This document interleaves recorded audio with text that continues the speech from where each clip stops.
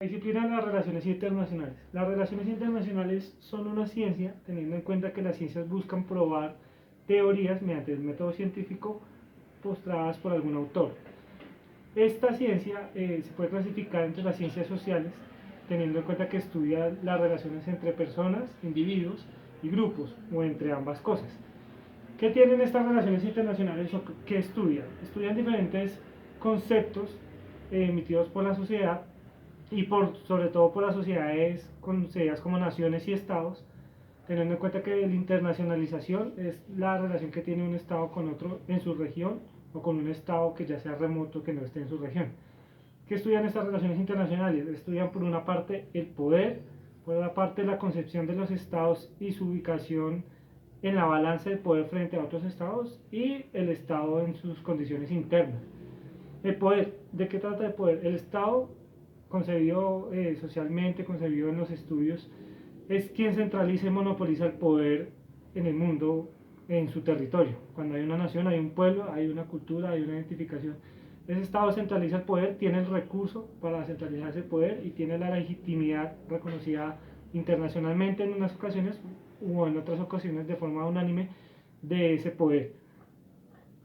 De la otra parte, donde se estudia las relaciones entre varios estados, es esa balanza de poder, el equilibrio de poder, donde se empieza a hablar de un orden mundial,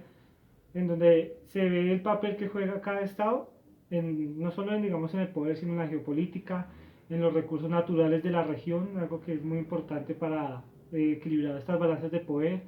en los intereses ya sean externos, internos de los estados, digamos, también sus raíces culturales, religiosas en muchos sentidos también, lo vemos claramente en el Medio Oriente. Y la otra parte es la relación interna del Estado o sus condiciones internas, pues teniendo en cuenta también las intenciones del pueblo, cómo un líder o cómo un gobierno puede dirigir una masa por un lado o manipular las masas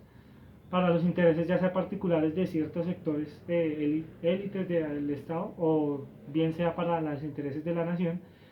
y cómo maneja el líder esa pequeña parte de su pueblo o todo el pueblo. Estas tres partes se entrelazan entre sí en el estudio de las relaciones internacionales, sobre todo cuando se trata de estudiar la realidad basándose en hechos históricos y basándose en proyecciones a futuro,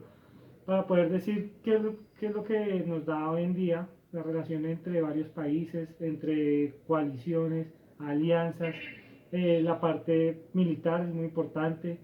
la parte bélica también ha marcado mucho la historia de las relaciones internacionales. Este equilibrio de poder también tiene que ver no solo en la parte económica, social, la parte de la capacidad bélica y en qué estado es el que define la situación en la región. Lo hemos visto que casi siempre el poder se concentra más hacia el norte, teniendo como referencia el mapa mundi, y que los estados más hacia el sur son dependientes de algún estado referente al norte mediante alianzas, pero pues también se tiene en cuenta el resultado de la Guerra Fría, si hablamos de actualidad, estados del primer mundo, del segundo mundo, del tercer mundo, como es el caso de Colombia, considerados por algunos autores. Todo esto entra en estas disciplinas de las relaciones internacionales y que buscan estudiar ese comportamiento a nivel mundial y también a nivel regional en algunos continentes. Gracias.